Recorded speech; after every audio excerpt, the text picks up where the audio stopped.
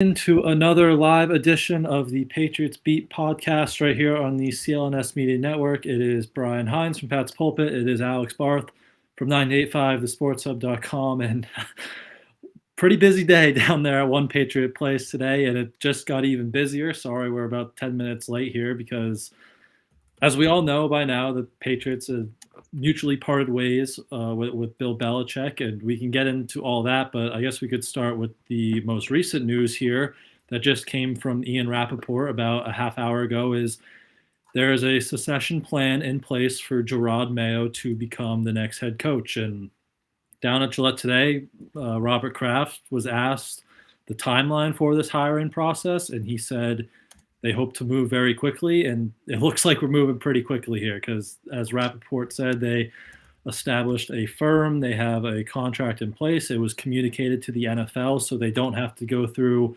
this kind of long, lengthy hiring process where you're waiting to interview candidates on teams in the playoffs or going through the Rooney Rule. They can just straight up hire Jerod Mayo with this process that has been already communicated to the NFL. So we can get into Bill, but it looks like they have their succession plan, and as many of us expected, it's linebackers coach Jerod Mayo. Yeah, that seems like what it's going to be. I think that this really makes it feel like a matter of if, not when.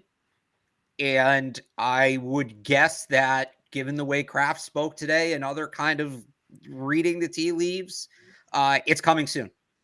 It's coming soon. And I'll just say, what did I have as the original timeline for Belichick, Brian? You nailed deliberate it. Monday, sleep on a Tuesday, deliberate Wednesday, announce a Thursday. I don't know if 24 hours is super rapid. Like, that might be too quick. But do we know by Tuesday? Yeah, I think that this could happen very quickly. If it is Mayo, if it ends up being Vrabel, then it's going to take a little longer, because if it is Vrabel, they do have to go through the whole process of interviewing everybody.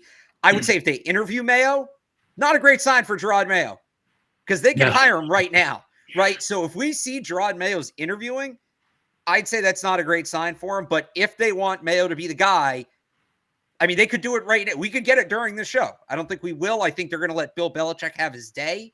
Today is his day. I would say when we wake up tomorrow, it's game on. Yeah.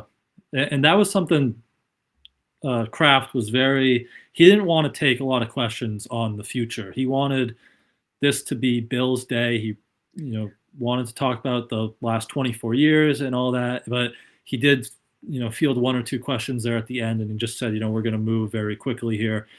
And I saw someone in the chat say, is it confirmed? It's not confirmed yet. The exact wording from Rap Sheet was Mayo is a strong candidate to replace Bill Belichick, and if he is the choice, they could simply hire him, and then went through again that process that they don't need to go through because they already communicated this to the NFL. So yeah, it looks like he's the main man here, as it seems since this time last year when that press release came out that they said they are looking to keep him with the franchise long term. And I saw a lot of people on Twitter right away saying, why are you firing Bill Belichick and just hiring, another version of Bill Belichick, someone who was on his staff, a defensive-minded coach? I want to get your thoughts on that, Alex, but I don't necessarily see it that way, and I don't think it's fair to just throw Jerod Mayo right in that Bill Belichick bucket right now. Like, he's 37 years old. You'd expect him to have more of a modern approach. You hear people say it's going to be more of a collaborative process with him involved. I think, and the business background too is a big part of that as that head coach. So I don't think it's fair to throw him in that Bill bucket just right out of the gate. Yeah, I'll just stick with what I've said. Bill Belichick was not let go because Bill Belichick was not a good head coach. Bill Belichick was let go because over the last 5 years, and Robert Kraft talked about this today, the roster fell into a state that even Bill Belichick could not dig it out of. The problem was the only way to get somebody new to build the team was you also had to get a new coach. So in that sense, getting somebody close to Belichick makes sense. You're going to keep continuity on that defensive side of the ball where things are already built up. You're going to get in a GM, and we'll talk about what they're going to do on offense, because that's really the conversation here. But you keep that continuity on the offensive side of the ball there, or on the defensive side of the ball, sorry. and you're able to get that next general manager. And Adam Schefter said this morning the Patriots might hire the head coach before the general manager. I've said in the past, I like that idea. I know it's not super common, but I like that. But yeah, are there concerns with Mayo? Yes, absolutely. He doesn't have head coaching experience compared to a guy like Mike Vrabel, who obviously had a lot of success in Tennessee. And I think right now we can just talk about those two. We're not talking about anybody else here. Yeah. It's those two guys. That's it. But I think in Mayo, you get that continuity, you get that familiarity, you get a guy that you saw all the Patriots players today tweet it, not just the former ones, the current ones, tweeting out, their show of support for Bill Belichick and talking about Bill Belichick. Mayo's going to help you kind of keep that locker room because he's a well-respected guy in that locker room. So it's not to say Mayo doesn't come with concern. It's not to say he's the perfect hire. I'd like to see them talk to Vrabel as well and get an idea of what he would bring and hear his pitch, especially for the offensive side of the ball. We have no idea what Mayo wants to do on offense. We don't have a ton of idea what Vrabel wants to do, but you can kind of go off his time in Tennessee. Arthur Smith is available. But yeah, it's not, people are acting like they're just going to totally run it back. Now, if they bring back an in-house GM candidate, Elliott Wolf, Matt Groh, that's how a lot of you feel about Mayo is how I feel about bringing one of those guys back. Go get me a fresh face in the front office. You can make the coaching staff work. The defensive staff, we'll see who some of those guys will go with Bill. Some will stay.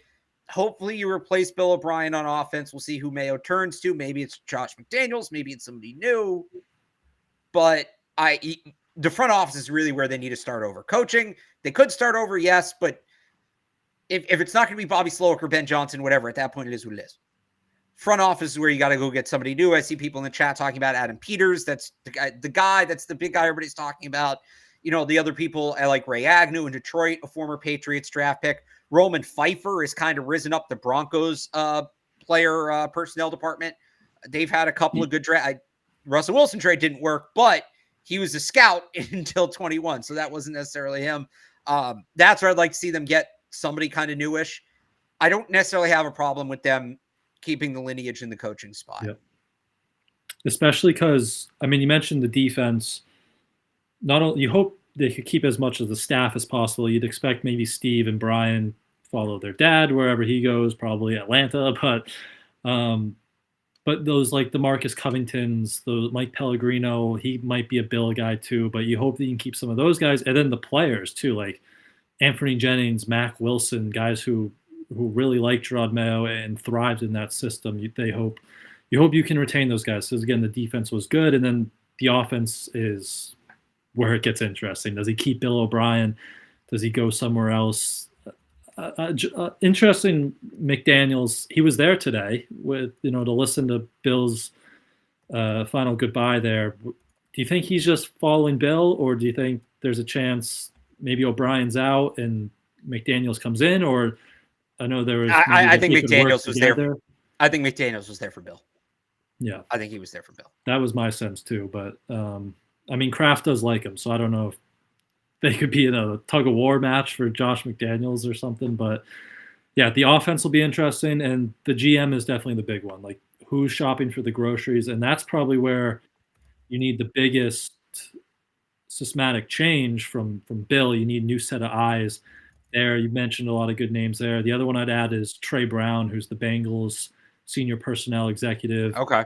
And that was someone, he started in New England as well and has a relation. Someone reported, I think it might have been Albert Breer last week, reported that he has a relationship with Mayo.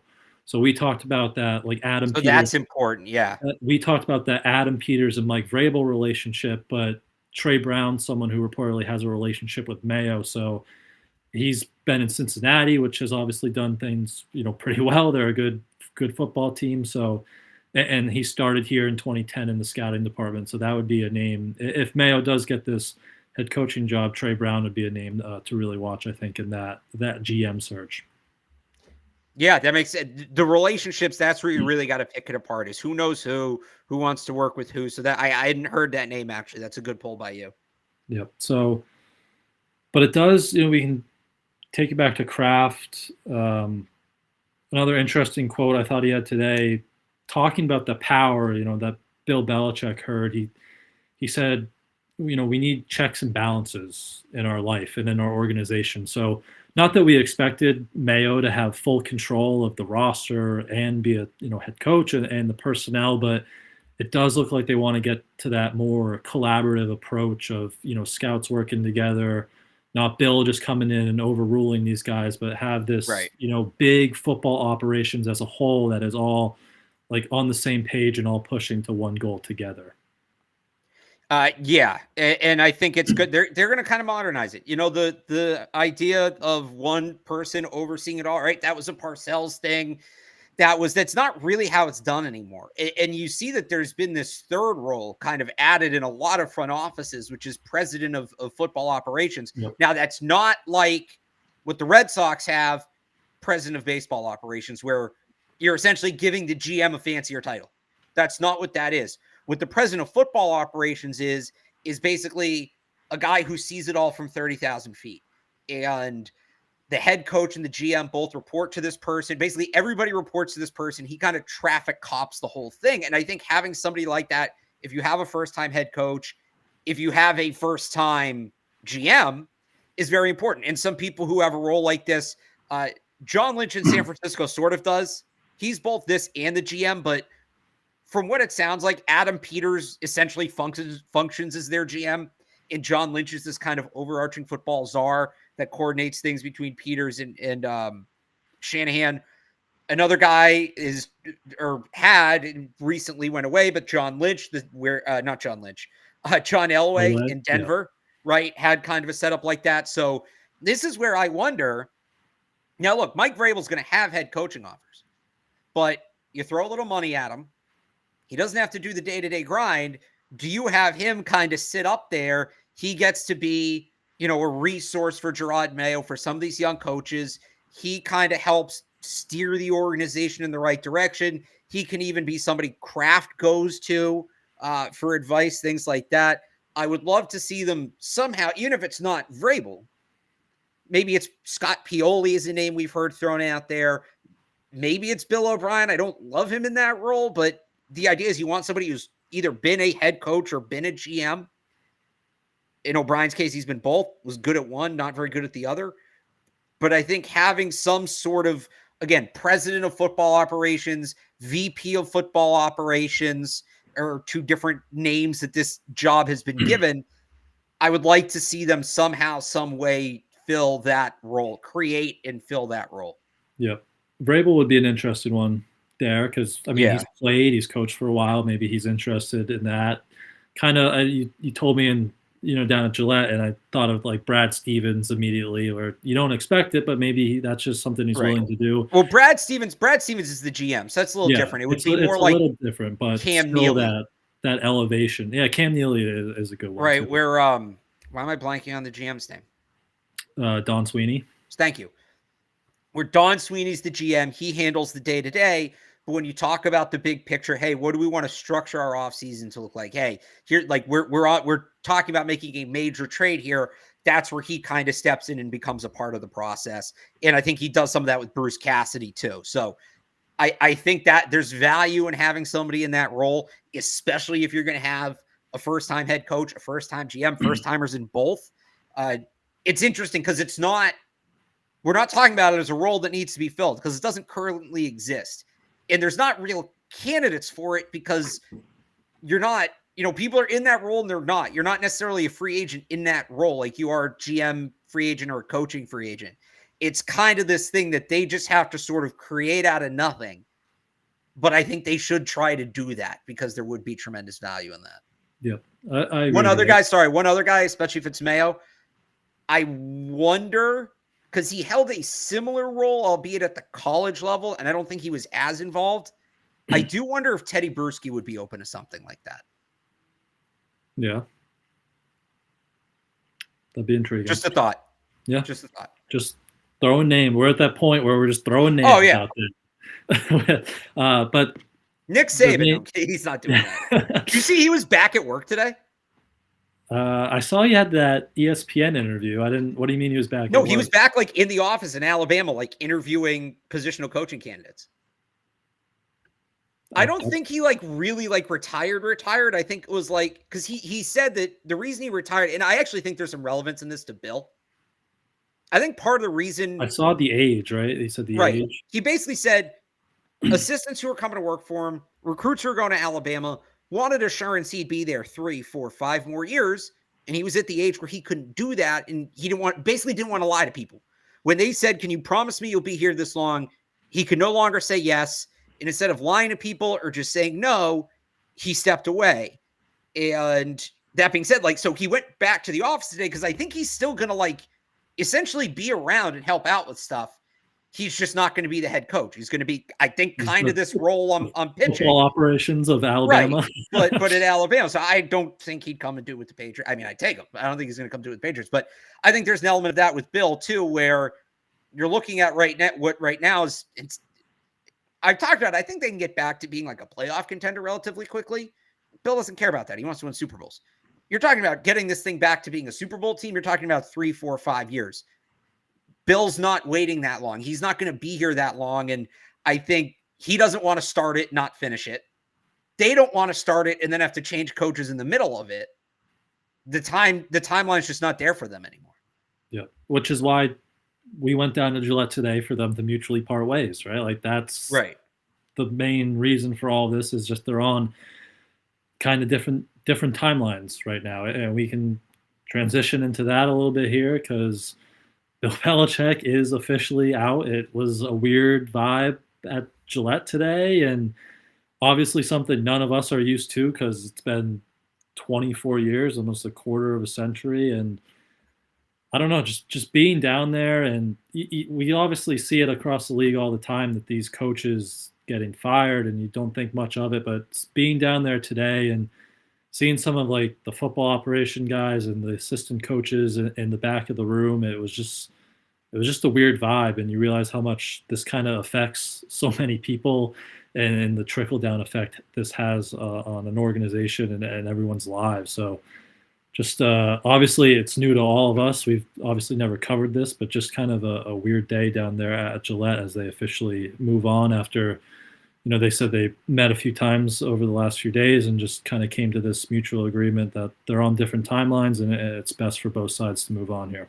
Yeah, I know Felger and Maz did the whole thing today about, it wasn't truly, it was first class and all that. I don't think it was that easy.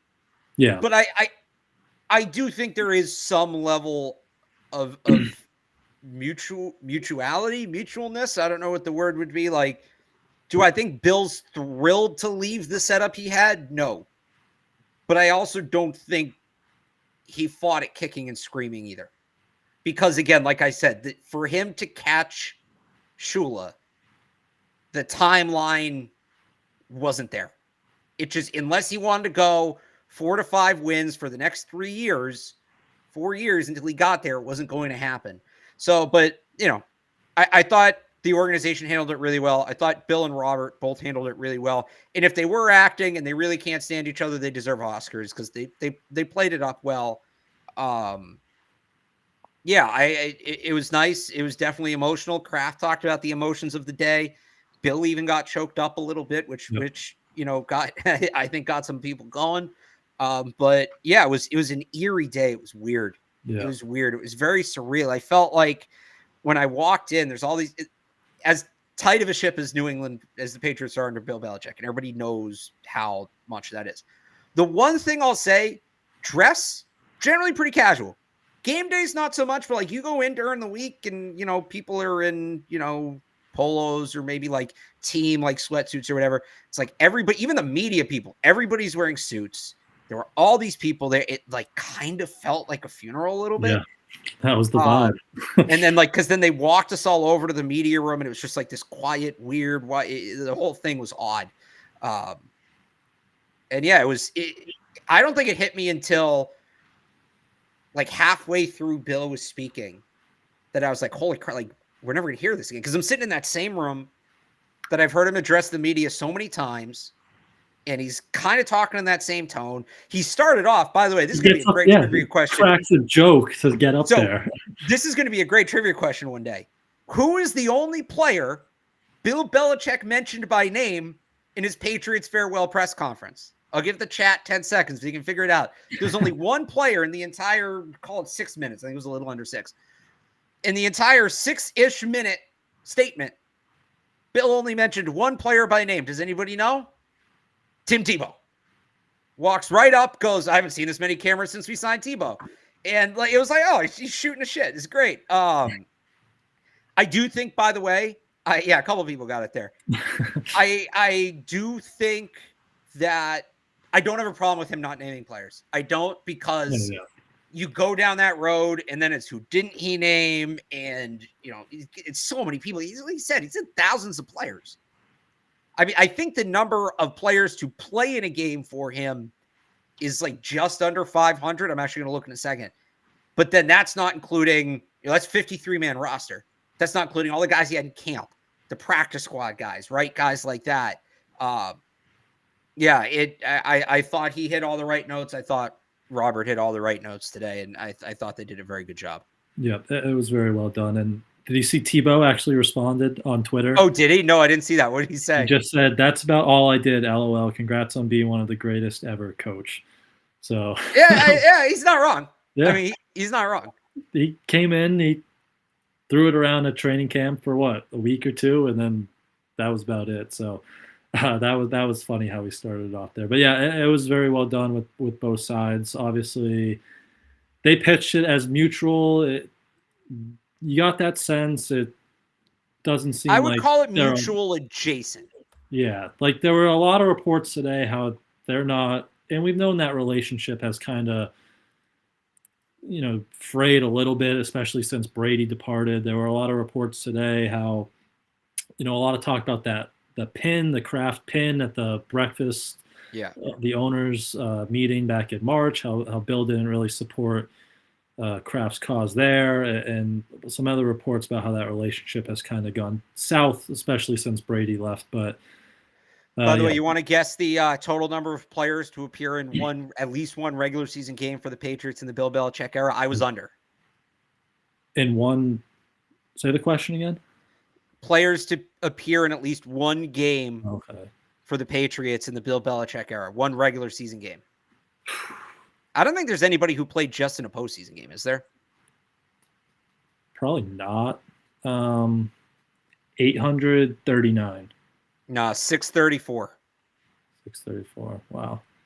So that'd be a long time to sit up there and talk about all these players. Exactly. And the crazy thing is, he could probably name all of them. He could probably go through every single one. Every roster from every year.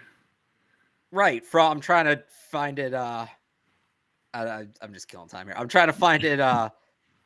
Alphabet. Every single one from Isaiah Zuber. That's the last one alphabetically. I was trying to go A to Z. That was a good receiver. Right. What is it going to be? David, not Andrews. There's got to be one alphabetically before Andrews, right? Like Aaron or. No, this is my last name. I'm just on Pro Football Reference. This is a great pull. From Robbie Abdullah to Isaiah Zuber. All 600 whatever of them. 634, yeah. 634, yeah. That's pretty crazy. But it was well done down there today, and we can get into a little bit more of what Kraft said about some of his other comments. But let's take a break and hear from our friends over at FanDuel. You caught me off guard here. Hang on. There we go. NFL season is wrapping up, and there's still time to get in on the action with FanDuel, America's #1 sportsbook. Right now, new customers get $150 in bonus bets, guaranteed when you place a $5 bet. That's $150 in bonus bets, win or lose. Now, the app is so easy to use, and there are so many different ways to bet, like live same-game parlays, find bets in the new Explore tab, make a parlay in the Parlay Hub, the best way to find popular parlays, and more. So visit FanDuel.com/Boston and make your first bet a layup. FanDuel, official partner of the NFL. All right, so there were two other big parts of Kraft. So we can set the scene again. Bill and Kraft spoke at noon. They said their statements. They wanted to do it in person instead of releasing written statements. They didn't take any questions, so they did that. They left. And then Robert came back 2 hours later at 2 o'clock and answered questions for about 20 minutes. And one of his big things I thought was they asked him, Bill talked about relinquishing, general manager duties or personnel duties on Monday.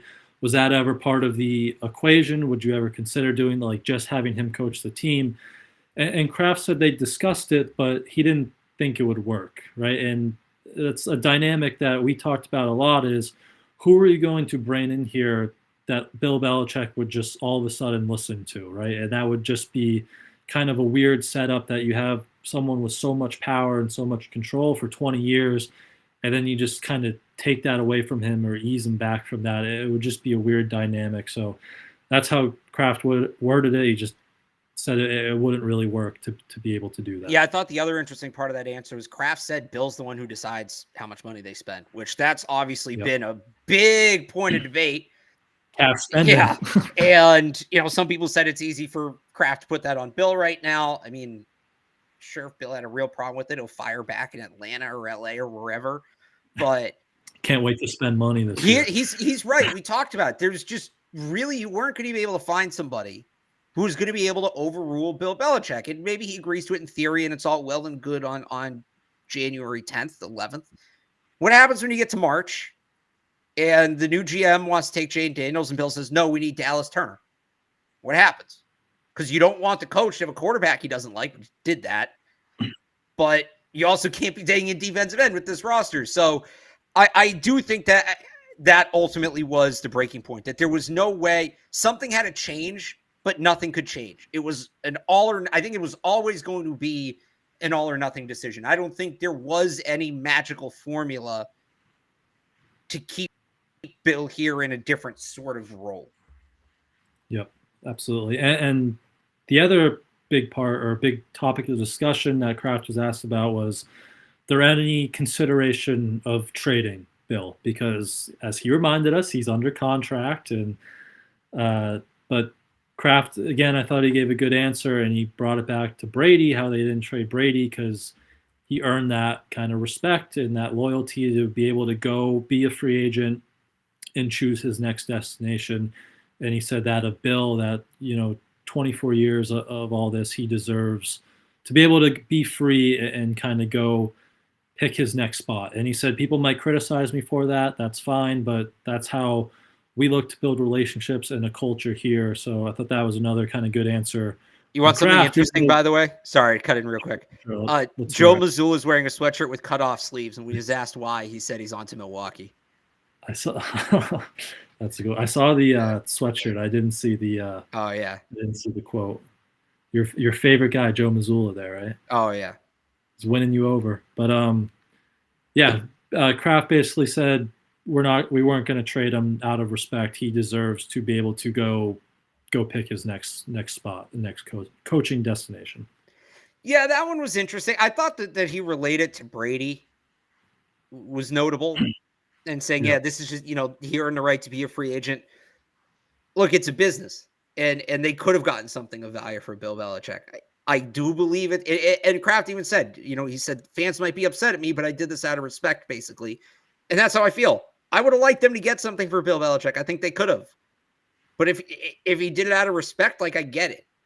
I wouldn't have done it, but I get it. So I don't think it's an issue that they couldn't.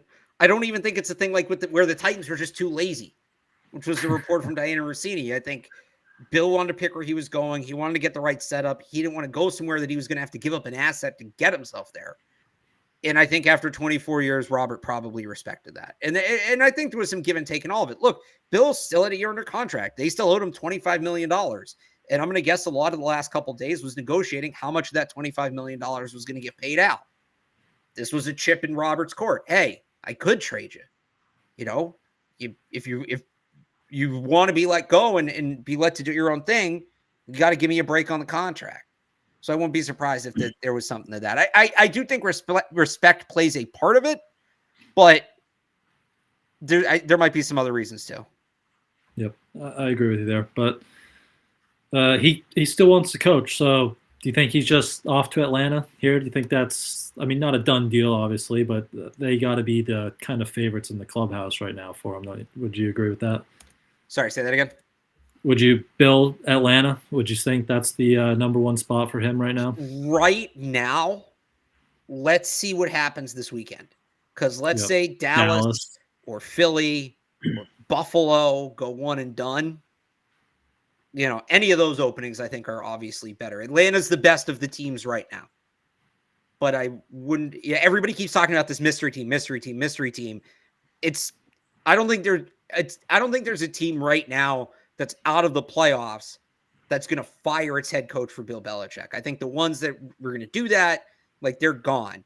The openings are what they are. Now it's just, do we get any more openings after the first round of the playoffs? Or even, honestly, I wonder if Bill waits it out another round, specifically for Dallas. One playoff win might save McDermott. I think it probably gets Sirianni's fine if he wins one. I don't know that one playoff win necessarily saves McCarthy with Bill Belichick being available. Now, if Bill Belichick, let's say he gets hired after a while, Cowboys win, Bill gets hired, then the Cowboys lose in the divisional round, McCarthy's probably safe. But with the prospect of Bill Belichick being out there, I would wait 2 rounds if I were him, because you make it that much easier of a decision, right? That's the spot. Yeah, because it's tough to fire a coach after a playoff win. It really doesn't happen often. If you're an owner and you're looking for cover to do it, hey, well, the greatest coach of all time is available. I think most people are going to go for that. Yeah. Well, here's a chaos scenario. Buffalo Bills. You mentioned McDermott. He's shaky right now. Maybe a win saves his job there, but I don't know. Like, could you see him in the AFC East next year? I could. Up there in Buffalo? I could, and that would be a scary proposition. Now, they need a wide receiver.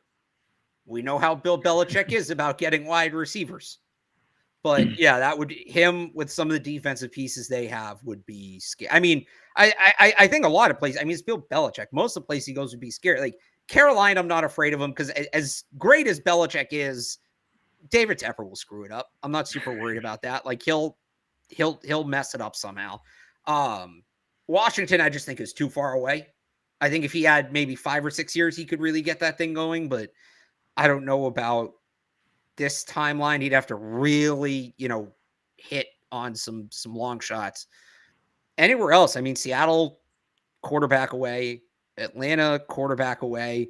Chargers, he's just got to kind of trim the fat on the roster. That's what he's the best at. Like Chargers, if you're talking about which team needs Bill Belichick the most, the Chargers have their top of the roster set. They need to build out, players 20 to 50. That's Bill Belichick's sweet spot.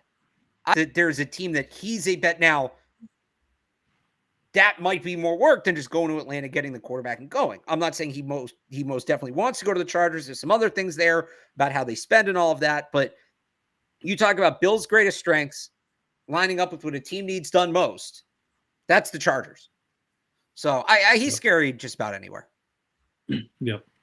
As long as he has the quarterback or he's a quarterback away, like a team like Atlanta who just needs that quarterback, like that seems where that's his best interest, a team that could go out and compete right away. So if he goes, who do you think is going with him from the coaching staff side of things? You'd imagine it's Steve and Brian. I don't know if Jerod would turn around and offer Steve the defensive coordinator job. Like, I don't think Steve wanted to leave and uproot his family, but like, would he stay here if it means like leaving his dad behind? Yeah, I wonder if Steve would stay.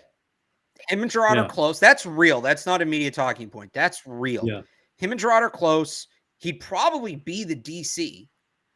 I mean, the only other candidate is DeMarcus Covington. I like DeMarcus Covington, but Steve's more qualified. He's been doing it. Gets a chance to get out from under, because you can't follow Bill around forever. Like Bill doesn't have that much longer coaching, and there's something to be said for establishing himself as his own coach. And I think getting out from under Bill would be a great way to do that. I could see Steve staying.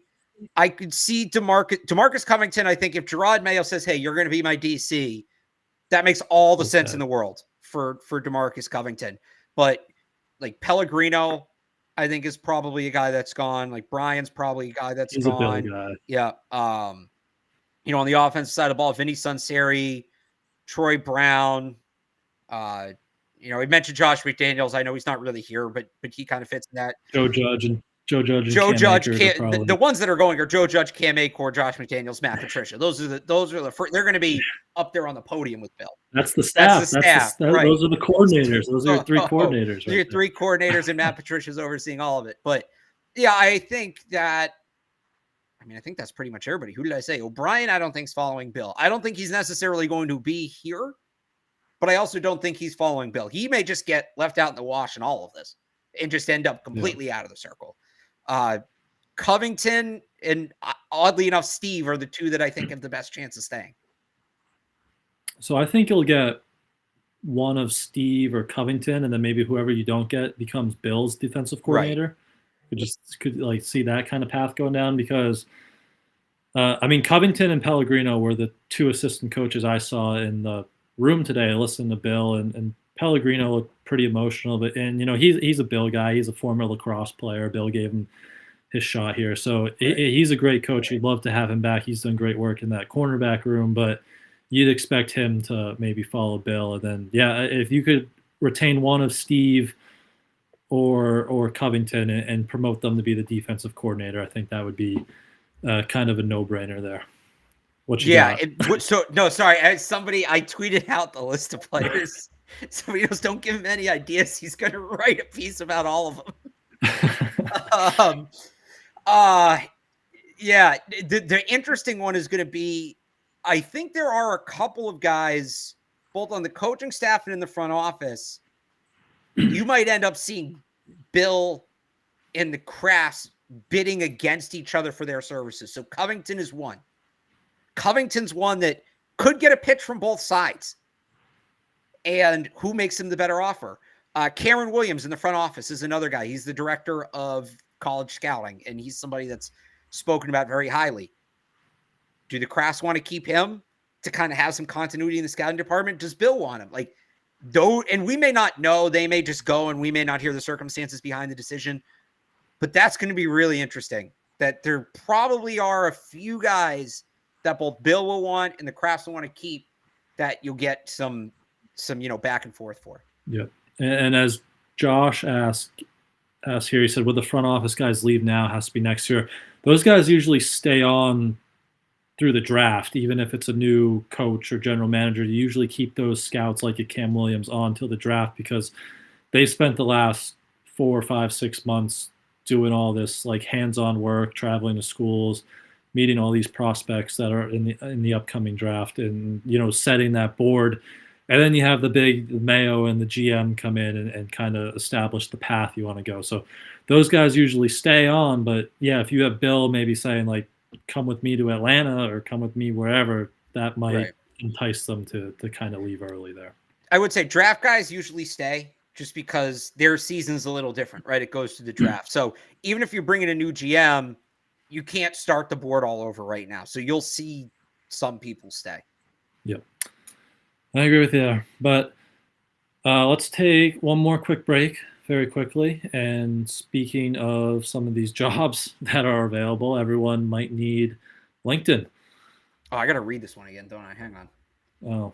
Stall for me. Yes, I don't think we have the we don't have the video. I forgot about this. Here we go. But I will tell you, if you're last time I did this, I made a bunch of Belichick puns. We'll see how many more I can get. This show is brought to you by LinkedIn Talent Solutions. At the start of the new year, every small business owner is asking themselves the same question. What's the one move I can make that'll take my business to the next level in 2024? That's not just small business owners, as it turns out.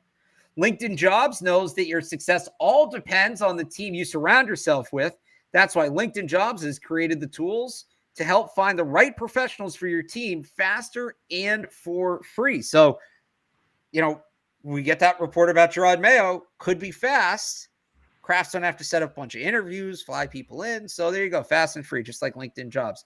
LinkedIn isn't just another job board. LinkedIn has a vast network of more than 1 billion professionals, which makes it the best place to hire. Hiring is easy when you have that many quality candidates. So easy, in fact, that 86% of small businesses get a qualified candidate within 24 hours. Again, the Jerod Mayo option, like with the Patriots, already in-house.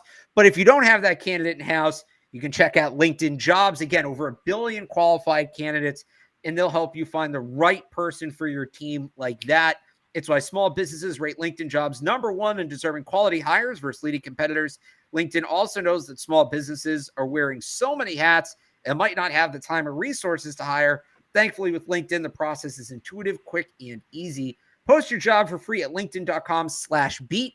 That's linkedin.com/beat, BEAT, to post your job for free. Terms and conditions apply. So like the Tiger Woods one, Rich Hill, who works for Pat's Pulpit, posted the head coach of the New England Patriots up there in the qualifications. 29 plus years of the head coach, able to cut sleeves off his sweatshirt. So just like that kind of Tiger Woods one at Topgolf.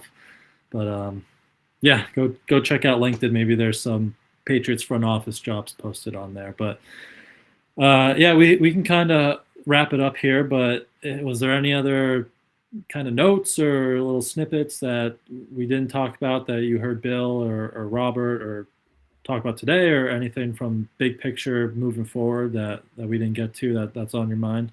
Well, I would just say on Bill, and we didn't do this too much, I think just because there's so much news today, there's so much overload, just to step back on, and I kind of did this yesterday with Saban, and I want to do it with Bill too. I talked about Saban retiring the game of football lost something it'll just never replace.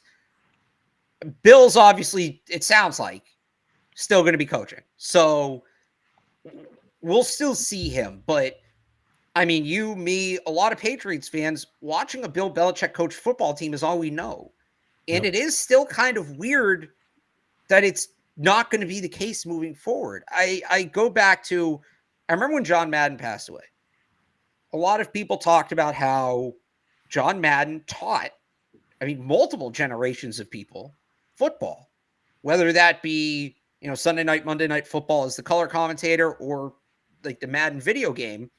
I learned a tremendous amount of the sport. A lot of my base knowledge of the sport is from John Madden. I would say the only person who I learned about football more from, who's more, a foundation of my football, the lens I view the sport through, is Bill Belichick. And I don't think I'm alone in that. A lot of us learned the game, the basic part of the game, and base a lot of our core concepts of the game on listening to Bill Belichick and reading Bill Belichick football. I go back to, there's a clip in the at the beginning of the 2004 Super Bowl DVD. And it's early on, and they're talking about Bill's attention to detail, and it's a clip from training camp where he's talking to Marquise Hill, the late Marquise Hill. And they're doing a goal line drill where the offense is backed up on the goal line.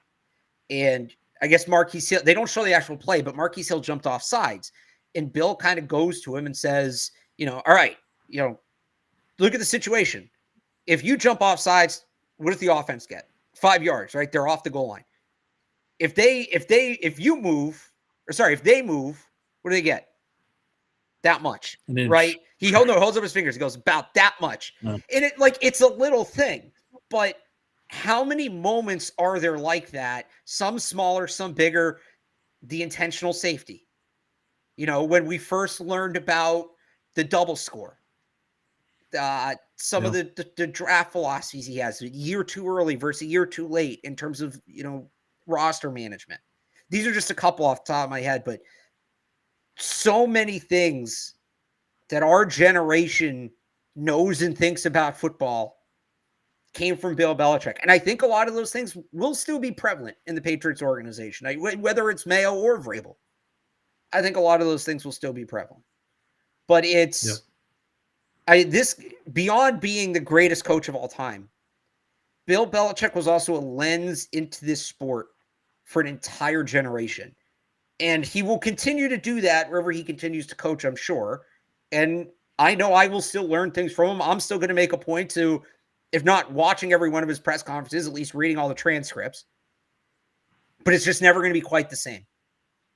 And I think that's the biggest thing that hit me today, that I said it felt like a funeral. In some ways, it also felt like graduating college, in the sense that I remember when I was done with college, it was like, and maybe this was immature to think at the time, but it was like, I'm on my own here. Like, there's no more people telling me this is how this goes, this is how that goes. And I'm sure whoever the next coach is, again, I will learn stuff from. But it just feels like there's this element of, again, this guy taught me more about, like, football is so important to me. I also wouldn't be doing this if not for Bill Belichick and in the 2001 Patriots. Like, that is the team, the game that made me fall in love with the sport. But there's also the sport that's such a central part of my life. I don't think anybody taught me more about it than Bill. And the lessons are over. And that was kind of my gut reaction today. I was surprised. When I saw the news this morning, I was surprised. I more or less knew it was coming, but I was still surprised. And then there definitely is, and I know some people, I've been accused of somebody who's kind of pushed Bill out the door. I don't feel that way. If it came across like I was doing that, I didn't mean to. But there is a real sadness that comes with it, because it was such a dominant era. Not just a dominant era, but also I think the era gave a lot to a lot of people. And I felt this way when Brady left. And it actually feels, and maybe it didn't feel as strong with Brady because Bill was still here. Now, this one feels like a little worse. Now Bill's gone and it's really over. And I said it when Brady left, and I was probably a little premature in saying it. The Patriots for years were their own thing. There were 31 NFL teams, and then there was the New England Patriots. And everything was a little different. The Patriots are now one of 32. There's no way around it. And that's not necessarily, that's not to say, oh, they're going to suck and it's going to be like, you know, when they were, you know, the doormat of the league in the 80s or whatever. Not like that. But they're one of 32. They're going to go through their cycles of highs and lows. They're going to go through coaching cycles. They're going to go through quarterback cycles. Maybe they hit on the next guy and he sticks for like a decade. Maybe they hit on a quarterback and he sticks for a decade or something. 24 years, it's not happening again. It's just not. Yeah. No, I agree with all that. I don't have anything else to add. I think that was just, you kind of nailed that perfectly. It was an emotional day. I mean, a lot of those memories were our childhood, and then we were fortunate enough to be able to cover this team and sit in some of those press conferences. And from the stuff you talked about, watching his tactics on the field to just watching him step on the podium Wednesday and ramble on 5 minutes about a whole organization and their philosophies and everything, it was incredible. So it was an emotional day, and you're just never ever going to see anything like that again. And you owe Bill Belichick a lot for that. So I think that's a pretty good place to end it there. We will be back maybe tomorrow if something happens immediately with Jerod Mayo, but you can subscribe to the channel and turn on your notifications so you do know immediately when we go live. You can also follow our Twitters at I am Brian Hines, at Real Alex Barth. We will update you guys ASAP on there with any Patriots news, of course, and then our schedule for when we're going to come on here and talk about any of that. And then make sure you go to 985thesportshub.com to read all of Alex's work about Bill Belichick and all things that happened today, and patspulpit.com to read my work about, again, all the news that happened today yet again. So thank you all, as always, for tuning in with us tonight, and we will